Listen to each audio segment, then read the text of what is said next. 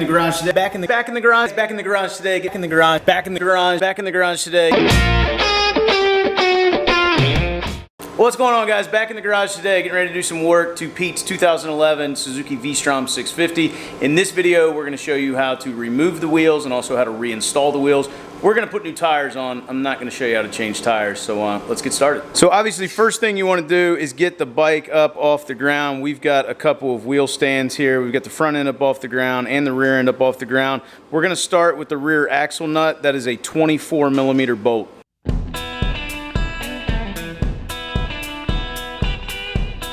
Okay, so before we go to pull this axle out, we want to get the ABS sensor out. That looks like a 10mm on here. And then just pull that wire to the side because we don't want to take the chance of damaging that sensor or it's going to cost us some money. Turns out that bolt is actually a 12mm. Okay, so I'm sitting directly behind the bike. You can see the axle here. We're just going to give it a few taps on here and then pull the axle out through this side of the swing arm.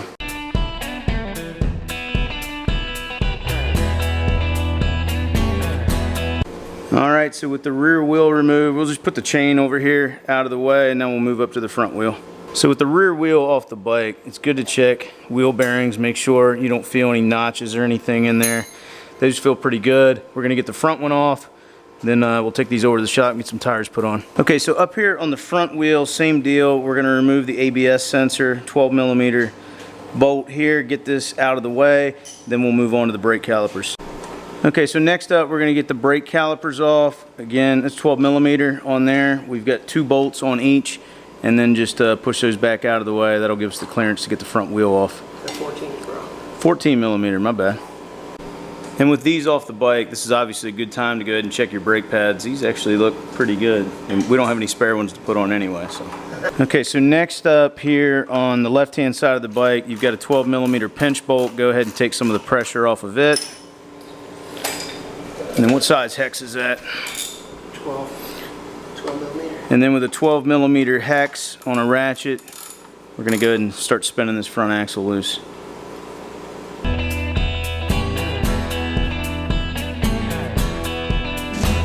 Then you're just going to push through from the other side and we should be able to pull that. You got it? Just keep in mind where your different spacers go. Don't lose track of that. And same deal, we're going to check the front wheel bearings, make sure they feel good. Probably would have been a good idea to take that fender off, but you've got clearance.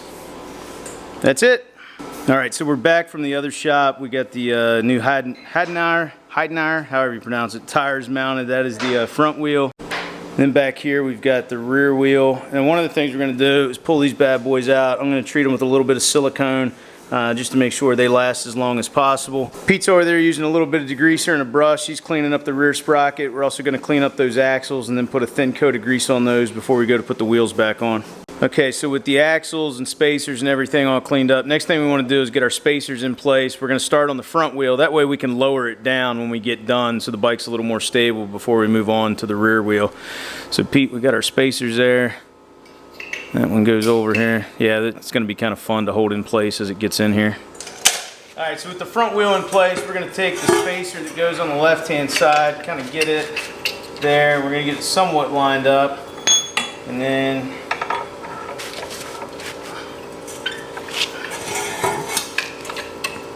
Alright, I got my side started. Get your side lined up over there. I think so. Go ahead. There it is. Alright, so the axle most of the way and make sure it's lined up. Lined up over there. See if she bites. There it goes. We're just going to snug it up for now and then we'll get the torque wrench out. Alright, so next up we're going to grab our 2 bolts here, get our brake calipers back on. They just slide right back over the rotor. Same thing, just going to snug them up for now.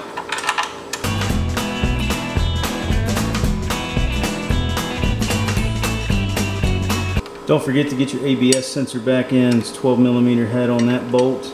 It's just plastic. You said there was no torque spec on that. No, that one's just tight. I didn't see a torque spec on it. So I actually took these torque specs out of an SV650 manual. We're going to assume they're the same. So this is 28 foot-pounds of torque. on the brake calipers. Axle bolt, 47 foot-pounds. And then your pinch bolt is 16.5 foot-pounds. Okay, so we're basically done with the front. We need to check the tire pressure on it. We need to set it back down. But Pete, what do we need to do? Pump up that front brake lever to make sure there's pads seat back on the caliper, because if you don't, when you go to grab that thing the first time, whoops, it ain't gonna stop.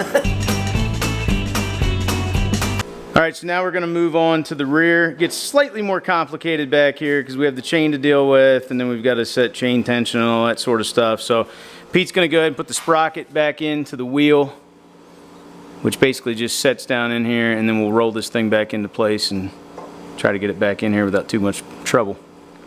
All right, so Pete's gonna start to roll this thing back into place. We got the spacers on both sides here. Just be careful and try to keep them in as you put them up in between the swing arm, but sometimes easier said than done. Also, you got to clear the brake caliper here, and then we'll get it lined up in a second. I guess I ought to come over and help. The one thing you may see Pete doing, he's kind of got his legs and his feet up under there. That's because we're gonna have to raise that wheel up a little in order to get the axle through, and having your feet and legs under there just makes it a little bit easier. I don't know if you guys can see, we got the axle through. Did you put this plate on the other side? Okay. Don't forget to put your little plates on here. We need to get the change. We're going to spin the, we got enough clearance on the chain, we're going to rock it forward one. Alright, got the chain up on. Just going to finger tighten this. We're going to check the chain tension here before we lock everything down. So we got the speed sensor that goes back in. Just make sure. I don't have a torque spec on this, so just tighten it down. Just keep in mind it's plastic. We don't want to break it.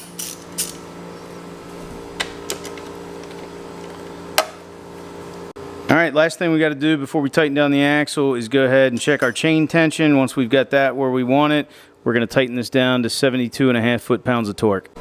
Now, just to make sure this thing actually stays in place, you can throw a wrench, screwdriver. I've even seen guys use a cloth or whatever. That makes sure it doesn't creep forward when we go to tighten down this axle nut.